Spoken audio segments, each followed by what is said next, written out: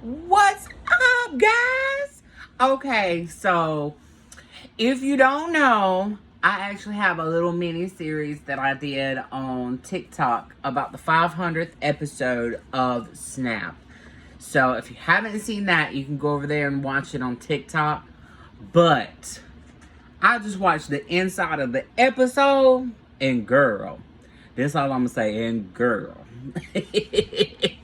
It was crazy. You learn a lot more, and they left like little bitty breadcrumbs and stuff that you necessarily didn't get to see in the first go round.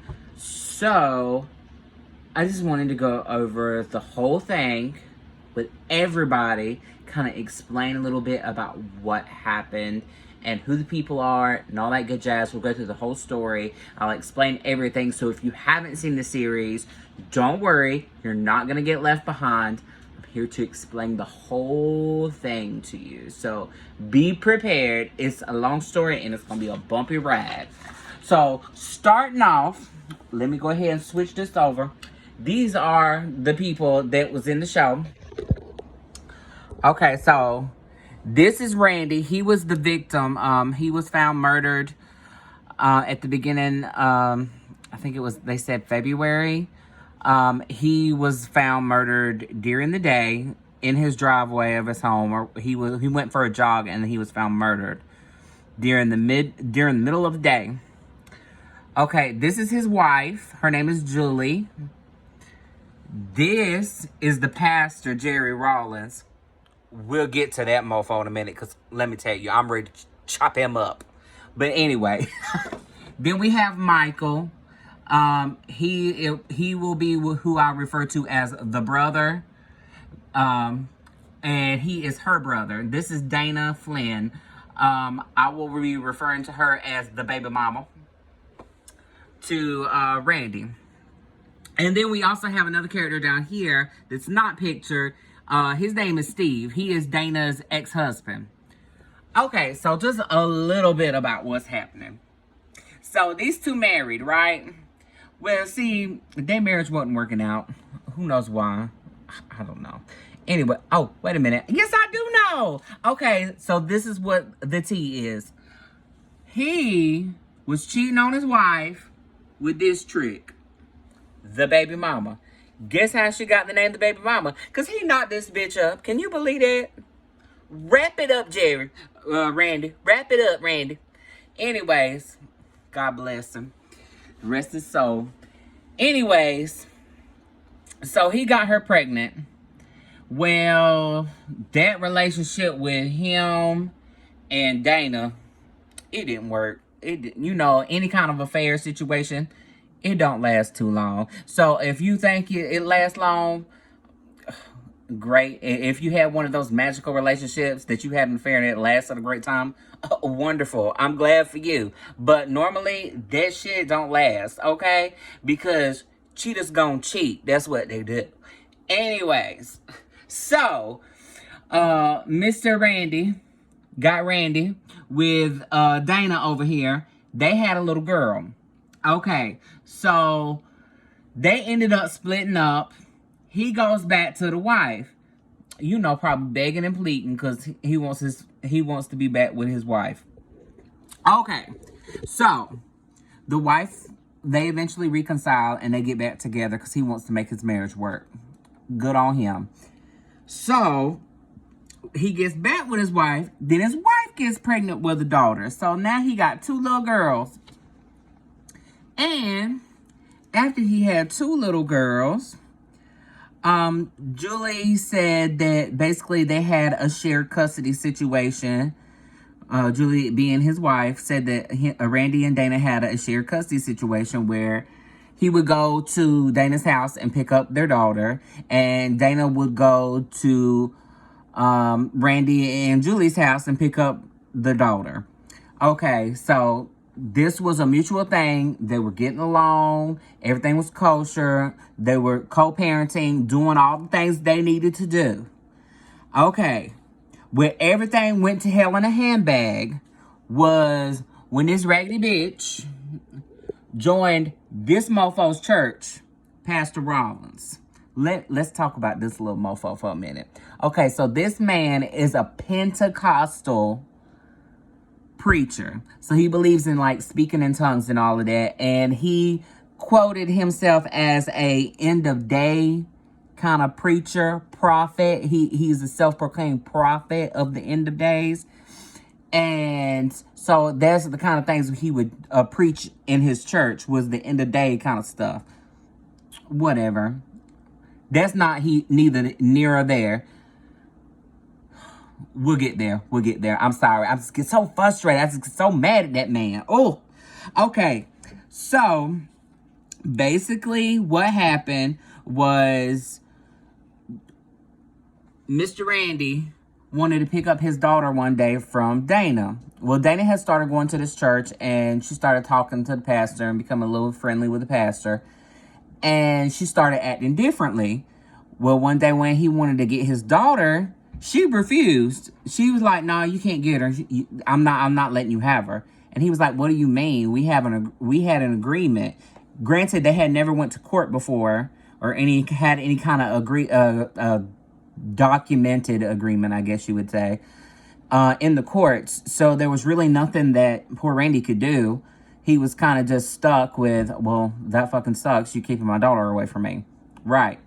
So what he ends up having to do is going and getting a lawyer, because this went on for weeks at a time. He wasn't getting to see his daughter, and he just wanted to see his baby girl.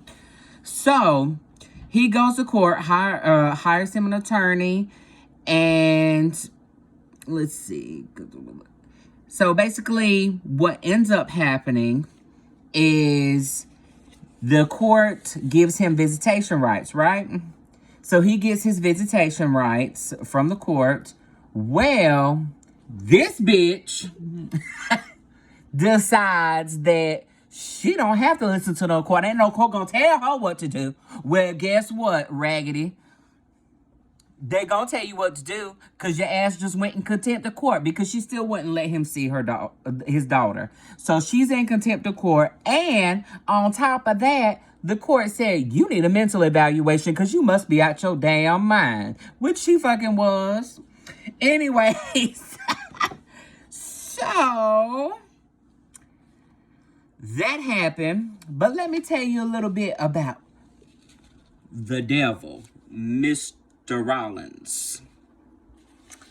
Okay, so Mr. Rollins, let me pull up my paper here because I don't want to miss any kind of details. Because let me tell you about this mofo. Okay, so Mr. Rollins was the pastor of a church in Kansas.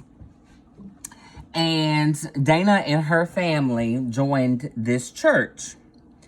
Well, after Dana had left Mr. Randy and their relationship didn't work out, she went back to her husband too, because did you know she was married? People just like scrumping around on their significant others, I guess, on their married person, on their spouse. That's the word I'm looking for, on their spouse. Anyways, so she's back with her husband now, and she's going to this church, and she's getting very close with the pastor and like learning things, and she's getting really in depth and like helping out at this church and all about the church, right? So she's getting more and more close with the pastor, just like a friendly closeness, right? What I tell you earlier, once a cheater, bitch, always a cheater. Anyways, so she starts going to have counseling sessions because she is so distraught after she feels like she's losing custody of her daughter, because she's a raggedy bitch. So she goes and has counseling sessions with Mr. Rollins, the pastor. Well, these little counseling sessions were her and the pastor locked up in a room, and while she was there during her counseling sessions, no members of the church, or anyone else for that matter, was allowed within the actual church. Not within the room, honey. The whole church. They couldn't come in the church. You hear me? Apparently, Dana's a yeller. That's all I'm gonna say. So they was in there having counseling. They was scrumping. Anyways, so that was happening.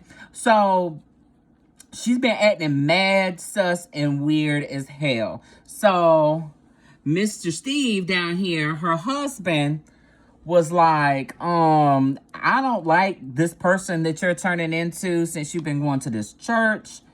I'm not with it. Peace out, bitch. He's out. He decides he's leaving. He separates. He goes and gets an attorney, and he wants the custody because, oh yeah, I forgot to tell y'all. This bitch got pregnant with her husband too. So they both popped out 2 more babies. But she got a son with Mr. Steve. So he decides that he's going to take her to court and try to get custody of his son. And he really don't care for his son going to this church either, because ever since her family and her have gone to this church, they've been acting mad weird, crazy. They just don't act right. Okay. So they split up. He goes, gets an attorney to get custody of his son. Well, he's been a little like some shit's not acting up, ain't right. Something's not adding up. So his son comes home to him one day and says, "Daddy, you're the devil. You're just doing the devil's work." First of all, I'm about to show you the devil. You coming up in my house. You don't pay bills here. Now, period. You don't pay bills here. That's neither here nor there. But he said that the way that he said it sounded like something that would come from this mofo. And baby mama been hanging out with the pastor awful lot. And then the kids hang out with the pastor awful lot. Well, when them two split up, Dana didn't have nowhere to go. So guess where this hoe went? You guessed it, the pastor's house. And guess what? The pastor married. The pastor had a wife.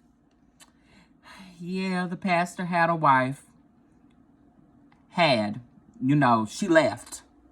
Because let me tell you what happened at the house, girl. So, one day, Pastor Rollins' wife is walking around the house. Where's the pastor at? Where'd he go? I need to talk to him about some situations that's going on in our marriage, or talk to him about anything. How about my day? He and mofo ain't asked about how my day was for the past 3 days.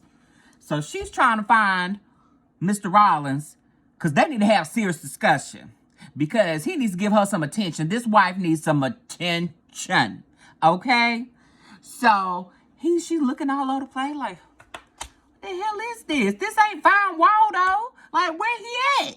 And she looking in the backyard and shit, and looking underneath towels and shit in the bathroom. Oh, this mofo is missing. Well, then she hears thump. Thump. She's like, what the hell was that? Well, it came from Dana's room. Guess what she found when she walked to Dana's room? Because she was like, oh, Lord, I hope she's okay. I hope she didn't get hurt or something while she was up in there. Well, she goes rushing to Dana's room. She opens up the door. Guess who she finds? She sure find her husband. That's all I'm going to say. Partially nude. And he look at her like a deer in headlights. And Dana does this. Guess what? It's okay, baby. We just praying. That pastor's wife said, you must suspect me as a fool if you think I think you was up in here praying. Yeah, you praying all right. You praying on her coochie. That's what you're doing. Hell to the no. So the wife said, no, I ain't having this. You ain't going to be sleeping with this woman up in my house. So you know what she did? She left his ass. I would have left his ass too, girl. Go right ahead. And you know what? She was smart too, because she went to get her divorce. She wasn't dumb. She got her proof, baby. Let me tell you, she done put up all kinds of recording things around the house and in the phones. Oh, and she called them. One day, they all declining. Oh, we don't do nothing. We just pastor and parishioner. She's just a member of the church. I'm just trying to help her out, baby. We're just trying to pray for her. Yeah, you trying to help work that coochie. Anyways, so she's smart. She done bugged some stuff. You know, she listening in. Come to find out, she heard a conversation that she shouldn't have heard. And she got it recorded of them talking about how they were going later on that night. So she presented that to court, and it was court documented about them having sexual talks and romantic conversation, and that's not the worst part. It don't stop there. While she is there at the house, she gets a package in the mail. Dana does. Dana gets a package, and the pastor's wife sees it. Okay. And it says, from your husband. Husband? As far as Mrs. Rollins knowed, he gone. He up and left because crazy bitch, right? So she gets this package and she's like, okay, so this is a little weird, you know. I'm getting packages from Dana, from her husband. Like, this is not okay. This is weird. Let me check this shit out because something ain't right. When she opens up the package, guess what it was? Girl, it was sex toys. I'm not even lying you. AdamandEve.com. If you don't know it, you do now. Because I'm trying to tell you. Major adult sex toys is what came in the mail. And it said from her husband. So at this point, Mrs. Rollins is like, hey, Steve. Yeah, why is you sending sex toys to my house? It says from her husband. You are her only husband. So why are you sending sex toys to my house? That's nasty. I don't want to see that. Mr. Steve says, I ain't sending shit to that bitch. I don't even like her. I'm hoping she tripped down your stairs at your house and break her damn neck. Guess who bought him? The fucking pastor. Girl, the pastor bought her sex toys. Why she living in the house? So that was the final bit of information that she needed to get her divorce final. You know, when the pastor start buying they members some sex toys, they ain't so much a member no more. Okay? You doing something you ain't supposed to be doing. Anyways, so Mrs. Rollins decides to go ahead and divorce. She gets her divorce. And I do mind you that all of this stuff is documented. Well, let me tell you, Steve has my utmost respect. Because let me tell you what happened. So when he found out his name was being used, and he was being told that he had sent his wife some sex toys, he got a copy of the receipt showing where Mr. Rollins had purchased the sex toys that Mrs. Rollins provided to him ever so graciously. And they got a copy of the members of the church that Mr. Rollins is pastoring. And they made bulletins out of that and posted it out in the mail to every member of that church. So all your stuff's on blast now, bruh. They done let it all the cats out of the bag. You hear me? He got my most respect for doing that. That's some petty stuff, but it was well deserved.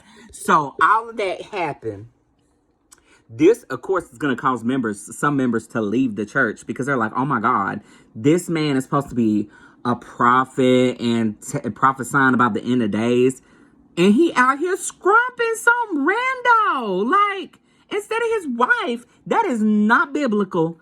Got to go. So he lost a lot of members at that point in time when they got. But he did have those few members that were like, oh, this is just propaganda. They just trying to bring my pastor down. They in denial. Some people just in denial. They believe any damn thing. You tell them the sky purple, they be like, it's purple. It's purple. And then they be like, no, it's blue. You don't know what you're talking about. The Bible says it's purple, and I heard it straight from the prophet mouth. Girl, bye. Anyways, I apologize for my rant, but I'm just serious. Some people just so damn gullible and stupid as shit.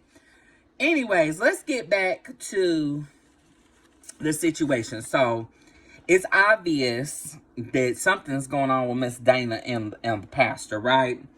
Well, her brother, Michael, decides to start going to this church and stuff too. And he starts picking up on some stuff, you know, while he was still married even. Mr. Rollins, Pastor Rollins, was still married. He started picking up on how they would look at each other. And he said he didn't think much of it then because, you know, that's his sister and it's just the pastor. Well, looking back on it now, he can see that those signs was there. Girl, you know how you be looking at somebody when you finding them all tasty. So yeah, he knew the signs was. He said I realized that the signs was there now, and I was just overlooking it. But he clearly would compliment her all the time and just doing some stuff he wasn't supposed to be doing. You know, as a pastor, he was not leading his flock correctly. We'll put it right there, okay? Okay, so this happens. Well, what happens after that is all the stuff with the custody battle with Randy and Dana. So, like I was telling you before, they told her that because you can't follow directions, you might have some kind of mental problems because you think you're just going to come up in this court and do whatever the hell you want to do. You're going to do what you're told to do, or you can go to jail. So they awarded custody of daughter to Randy, right? So this was the final straw for Dana. She's literally saying all this crazy stuff about Randy. She's even going to the pastor and talking to him. And she is accusing Randy of molesting her daughter. Their daughter. His own daughter. And when she does bring this up, a full-on investigation happens to make sure that there's nothing wrong with this baby. They got to make sure that she's good, which I applaud them for that. They did thoroughly investigated it, and it came up that she had never been touched. It was not. He didn't do anything wrong. Like only thing he was guilty of was loving his daughter, and not like the nasty way. Actually loving and caring about his daughter and what was best for her. That's the only thing he was guilty of, was being a good daddy. And this raggedy bitch trying to do any and everything she could to try to keep her away from him.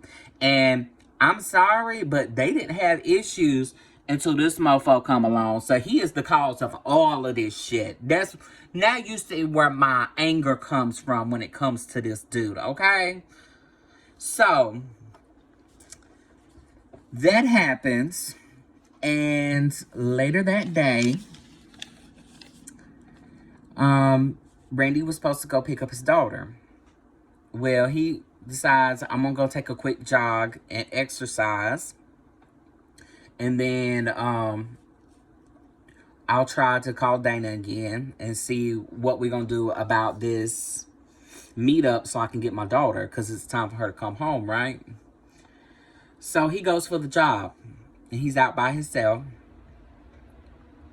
That's when the brother, Michael, and Dana pull up in a car.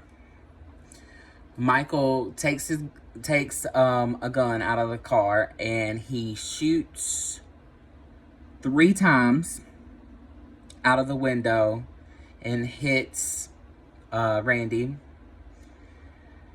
And once Randy fell, Michael was pretty much like, I'm done. He's dead. I'm not going to do no more. Well, Dana's like, he's not dead. You need to kill him. You need to get out and shoot him. And he's like, I'm not shooting him no more. I shot him 3 times. He's dead. I'm not doing this. Well, come to find out, after the autopsy was done on Randy, the initial shots that were fired wouldn't have completely killed him. He still would have had a chance of survival.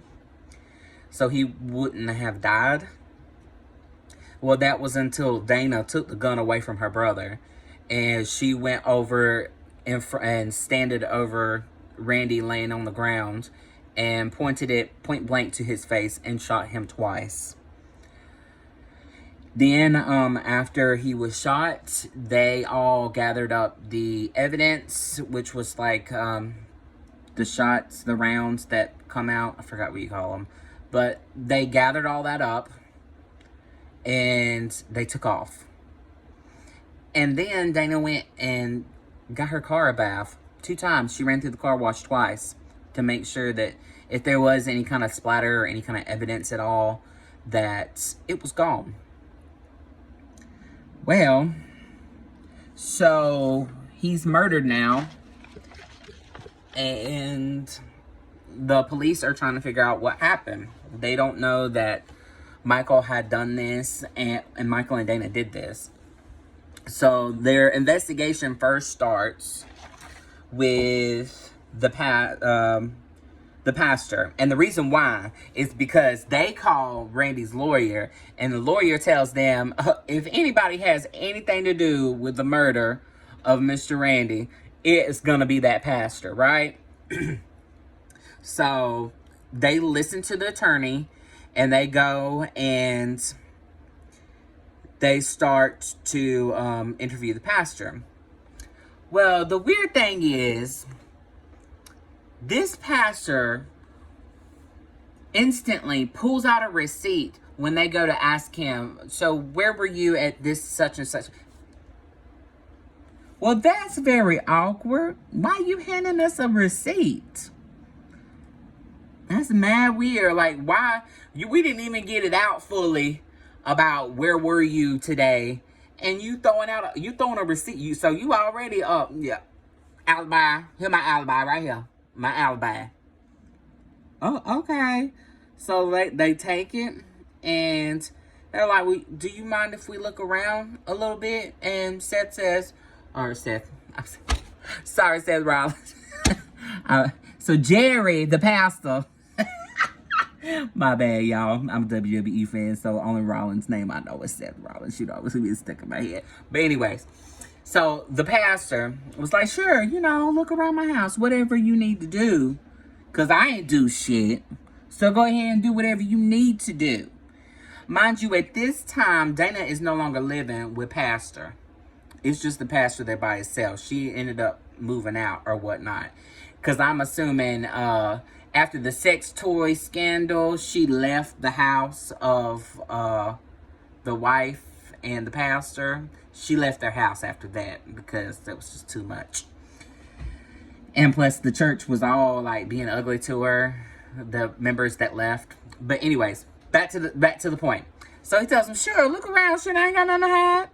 So the police go looking around and they found the buckshots that would have been equivalent to with what killed Randy.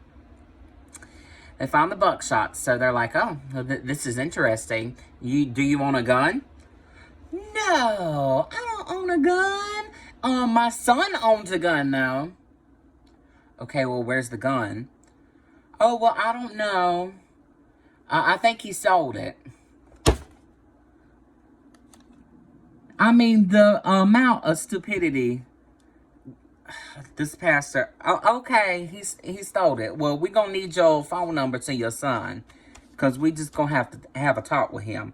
Well, he's like, okay, well, here's his phone number, blah, blah, blah, blah, blah. They said, okay, thank you.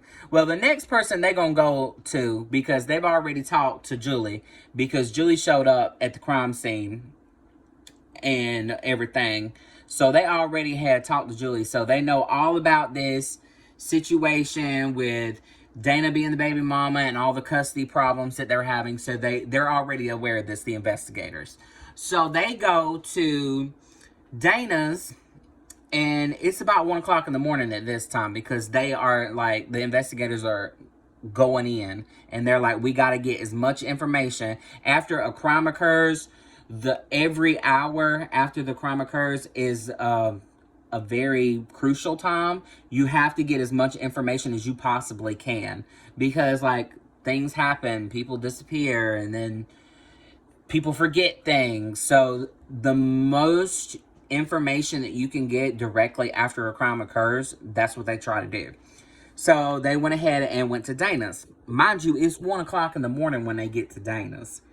Well, she opened up the door and she looked like she ready to go to the club. And they're like, oh, were you going somewhere? And she's like, nah, I came home. I've been home. I just got home. I've been gone.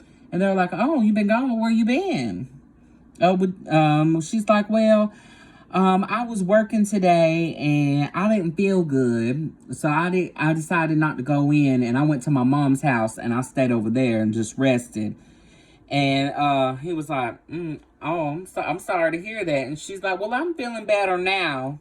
And he's like, okay. Well, we just wanted to let you know that Randy, your baby daddy, had gotten murdered. And she, oh my God, that's crazy. That happened. Okay, well, we didn't expect you to cry tears, but we just want to let you know. She's like, oh my, well, that's crazy. She's like, but yeah, I've been at my mama's house all day. I just haven't been feeling good. And he's like, well, can I ask you a question? And she said, sure.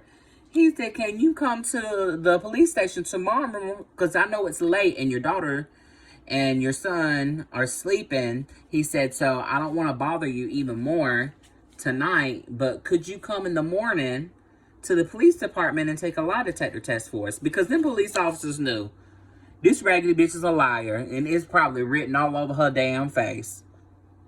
Especially after all the custody stuff that Julie told them about. So she's like, sure, I'll come in. I'll do it. I ain't got nothing to hide. I'll do a lie detector test. It's no problem. So the police said, oh, all right, well, we'll see you in the morning. You have a good night. And they leave, right? Okay, so they leave. Well, they get a phone call in the morning. And it is not from Miss Dana baby mama. No, it's from her lawyers. They said she will not be making any more comments, and she will not be attending to have any kind of lie detector tests done. Okay, now you looking mad, sus. Like, you got a lawyer for this? Like, you didn't do anything wrong. So you already looking suspicious because you don't went and got your lawyer to call. Like, so the police already was on to her. It's like, you just being stupid. Like, dumb criminals 101. Anyways, so before this situation occurred and before Randy had gotten killed, we're going to talk about Michael now. And then comes the part with Michael. Days before, about 10 days before the murder of Randy and his wife are at home, you know, having a good evening at it's probably about 1:30 in the morning.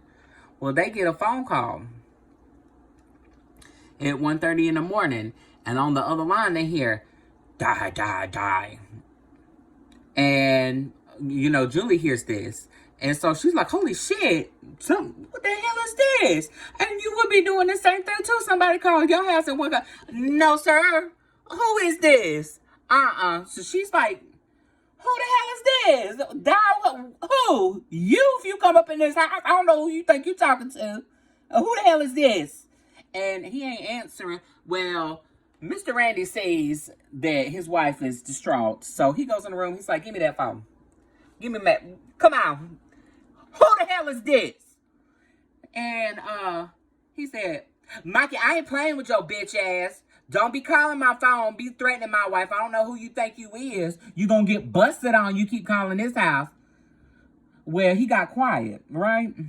And he's like, he said, well, we're not dealing with this situation. And he said, I'm not dealing with you right now. And I'd appreciate it if you didn't call my house anymore. So he hangs up the phone. Well, his wife said, well, she said, honey, what happened? Well, he wouldn't tell her. He was like, he's just being stupid. Just let it go. Ain't nothing to worry about. Well, come to find out, while Randy didn't tell his wife, he did tell a couple of his friends what had happened. Michael called him, and he was the one that scared the, well, I think it was like his friend or something that scared the wife. But then Michael grabbed the phone to talk to Randy. Well, Michael threatened to kill his hunting dog, which was one of Randy's like prized possessions. He loved his animals. So he threatened to kill his animals, and he said he was going to take away everything he loved and blah, blah, blah, blah. So he was basically threatening Randy over the phone. And this wouldn't be the only situation that would occur. He also would spit in Randy's face in a different situation, and taunt Matt and threatened him a couple days before, when it came to he's basically trying to take his sister's side in the custody situation. So he spit in Randy's face and was just being an asshole, right? So he chalked it up to, well, he's just being a dick, but this is happening, right? So anyways, that occurs. Let's get back to the investigation.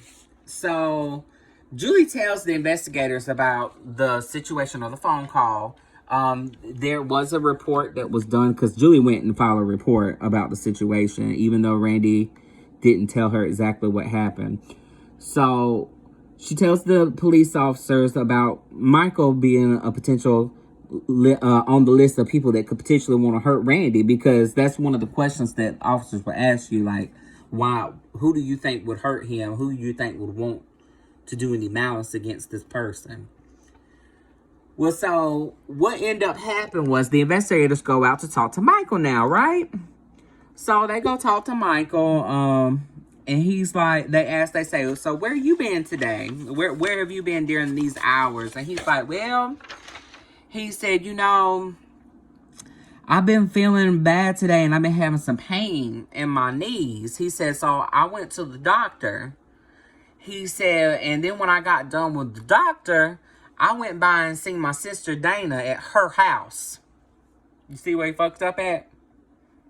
Do you see where he fucked up at? Because I see it. They said, her house?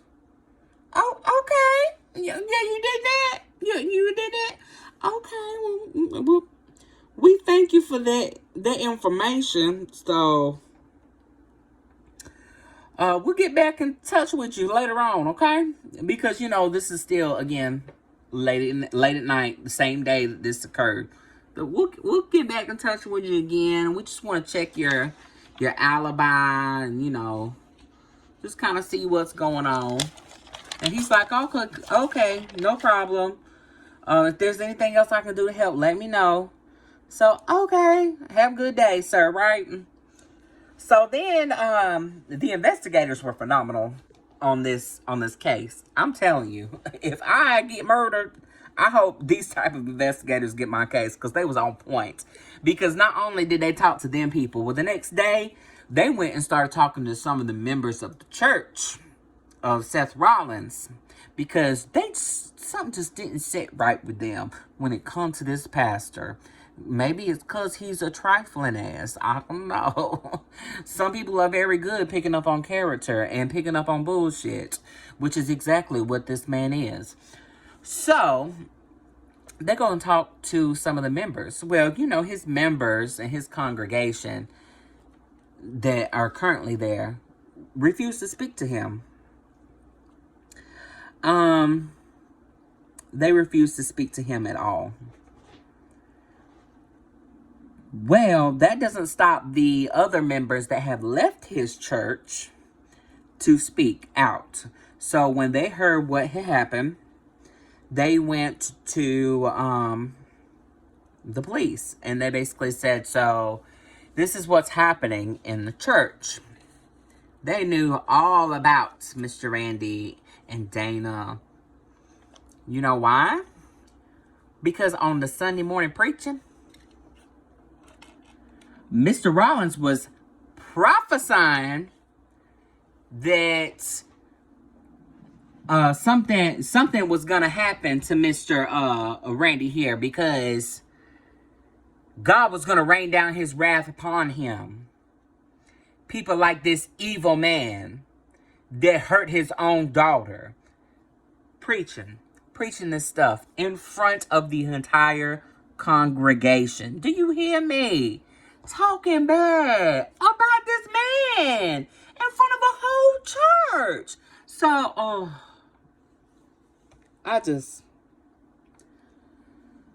I'm messing my hair up thinking about it. I don't get that.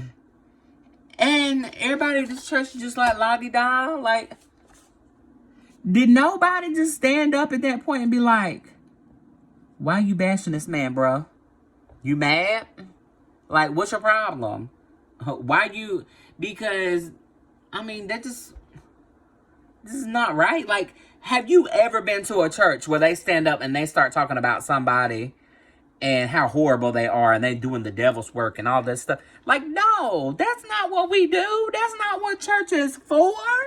Like, are you kidding me? So anyways, he's talking mad junk about Mr. Randy, not only behind closed doors, but he is preaching about him in his church, about how horrible he is. And then, not only is he doing that, but he is also, that I failed to mention earlier, he has also been having counseling sessions, not only with Dana, but with her daughter as well, and talking to her daughter about how her daddy is evil and he just wants to hurt her and all this other shit. Yeah, like I'm telling you, the epitome of evil is right there. That is an evil ass man. But I'm going to tell you, what I'm about to tell you in a little bit is going to piss you off even more than anything else ever. Like, oh my God. Okay, so anyways. So he's talking shit about Mr. Randy in front of the church congregation. And the people that had left the church went to the police because this man is now dead. So they're telling the police, he was saying these things about him in church, calling them the devil, and that he was doing the devil's work, and that he was just this horrible person, and that he was going to hurt other little girls, and all of this stuff in front of the entire congregation. And it was not something that we were very happy to hear. And it was one of the leading causes that after we found out that he bought sexual toys for the baby mama, that we decided we didn't want to be a part of that, especially when he was talking junk about this man in the church. So we left. So this gives the investigators even more ammo. So, this is very weird. Dana doesn't have any custody issues. She starts going to this church with Mr. Rollins. All of a sudden, Mr. Rollins is now preaching about how horrible her ex is, her baby daddy, and how everybody should be turned against him.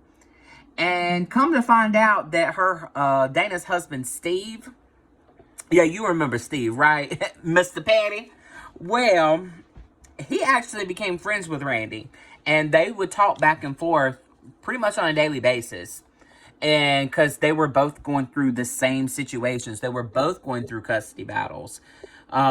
They both were trying to get custody of their children and see them, and this old raggedy bitch was keeping them away from their dads, because she had two baby daddies.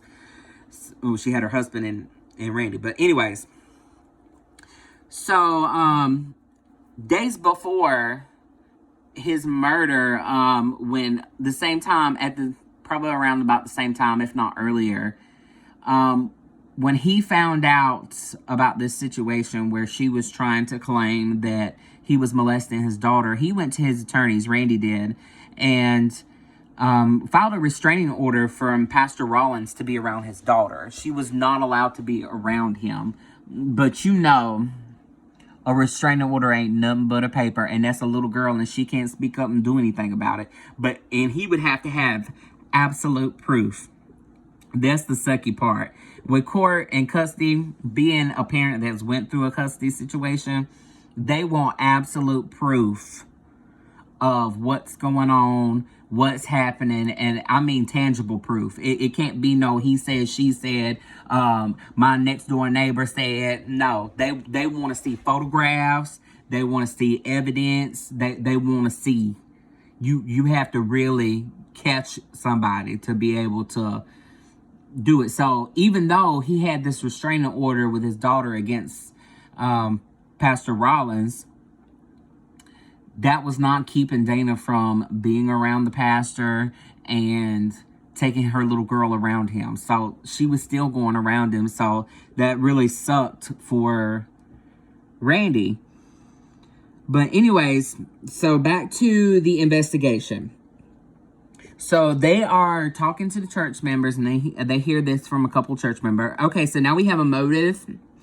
And we have the means, because, you know, the shells that they found on Seth, or not Seth, why I keep calling him Seth? Lord, Jerry. They have an idea he did it, right? Let me just get there. So, that's when they get a phone call from somebody that happened to see Dana at the car wash on the day of the murder. You know, when she was supposed to be with her mama. Well, when they came forward, that was it. That was the nail that stuck in the coffin.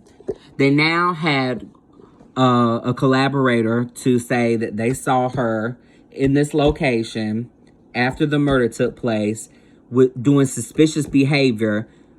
Okay, you washing your car 2 times on the day of murder of your baby daddy? Like, no. Bitch, you killed him. Like, hello. Yes. Yes, very much so. So, they arrest Jerry Rollins, Michael, the brother, and Dana. They arrest Michael, and they say, you said that you talked to Dana. But Dana said she was at her mom's house. So how can she be in 2 places at once? No, you were caught in a lie, boo. You're done. Also, you making threats against people's lives. You obviously, it must be the muscle behind the situation. And you are trying to get custody of your daughter and doing anything possible in this world to keep her away from her father. So what better way to keep her away from her father than for you to murder her? So yeah, locked up. And this mofo is the cause of all of this shit. You hear me? Okay. And here's the kicker. This is where you can join me in the piscicity level that I got when I heard this. So, Mr. Rollins, Pastor Rollins, he goes to court and he enters in a plea deal. He gets a plea deal, right? He pleads Alford plea. And an Alford plea is basically just you saying that I'm not claiming that I did it, but I'm claiming that you have enough evidence that I could potentially get convicted of what you're saying that I'm doing. So I'm going to plead guilty so that I can get a lesser sentence. That's what an Alford plea is. It's basically you're not saying you did it, but you're saying that I'm guilty, but you're not saying that you're guilty at the same time, if that makes sense. So he entered in an Alford plea.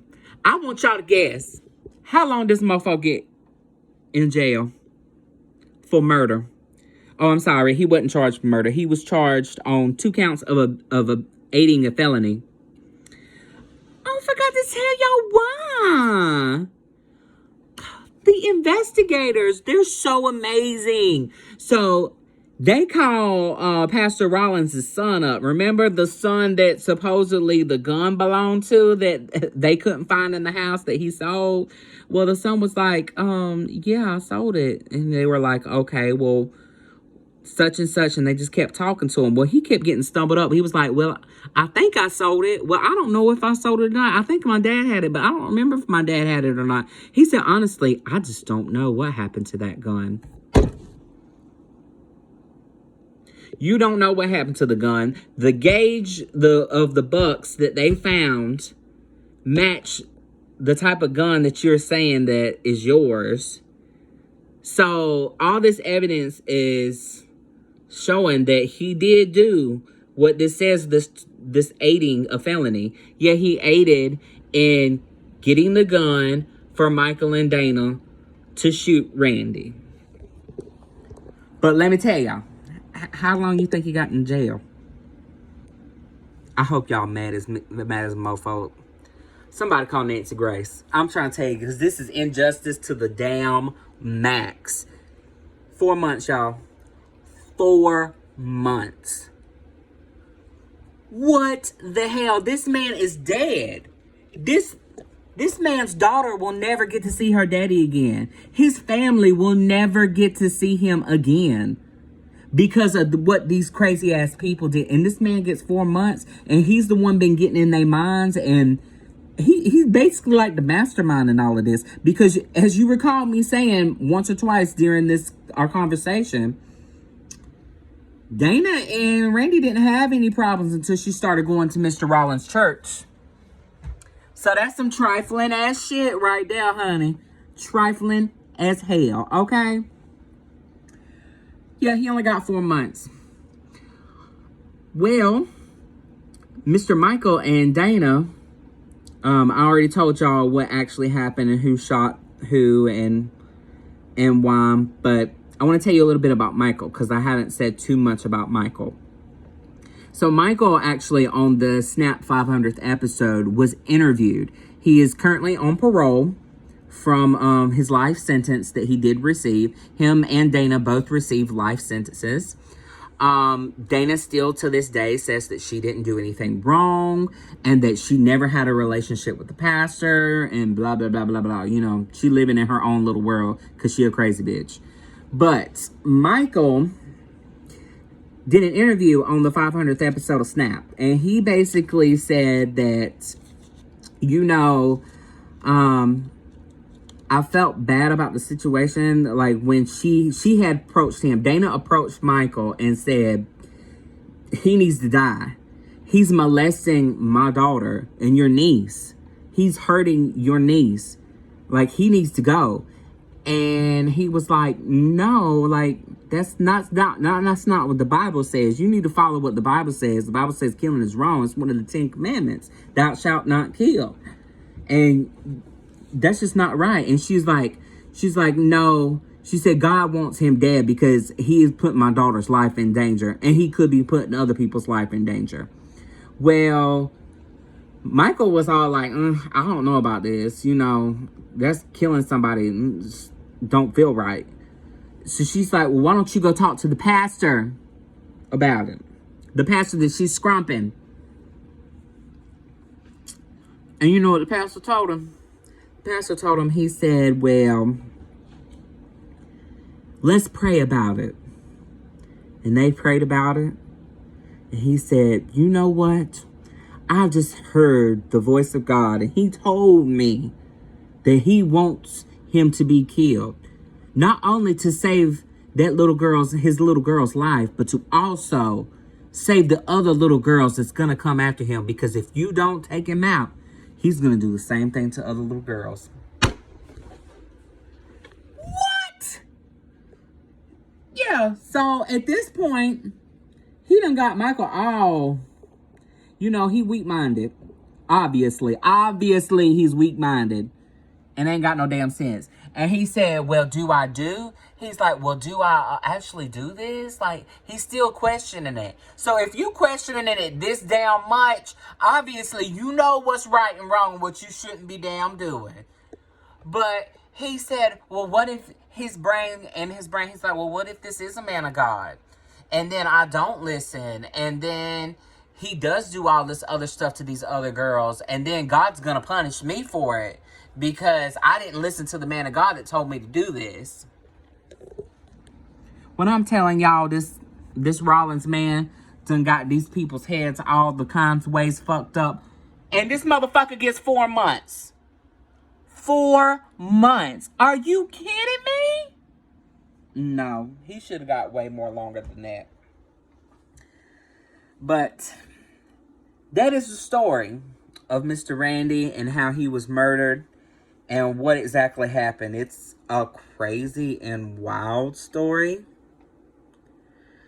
But going back to Michael, just a little bitty tidbit of information.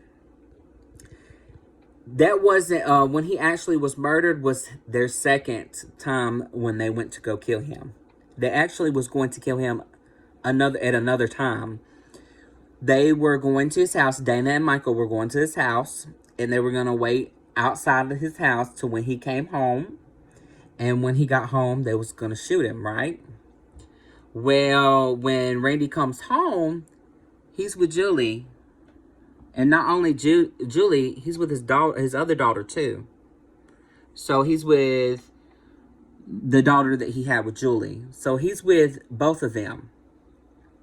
And when Michael saw both of them, he said, "No, now's not the time to do this. We don't need to be doing this." And Dana said, "We need to do it. It needs to be done. And they need to be killed too because there should be no witnesses."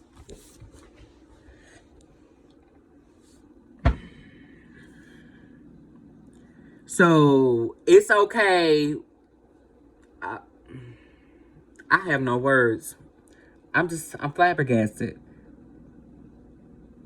We need to protect other little girls, yet you're telling your brother to shoot your niece's stepsister.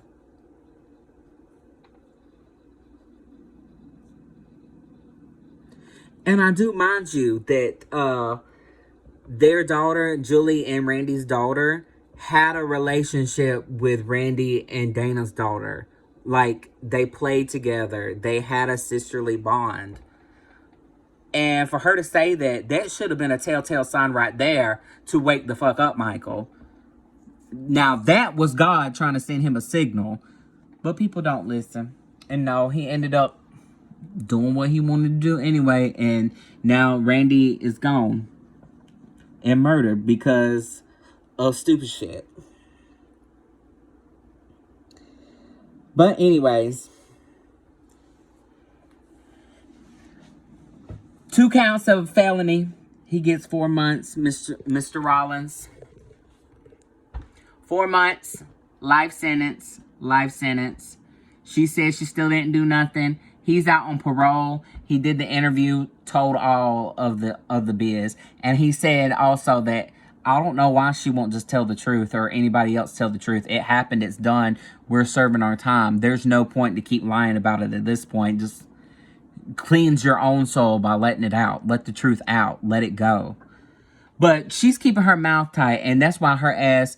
And I'm trying to tell you, when you go to jail for a specific offense, if you don't show remorse the least bit, and if you don't own up to your shit, 9 times out of 10, you ain't getting paroled out, honey.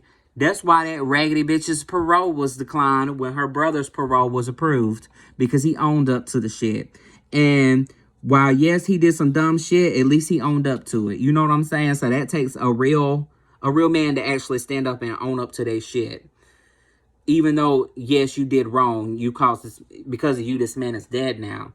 But at least he owned up to his shit. And, yep, this is the story. This is the 500th episode of Snap. And it's crazy as hell.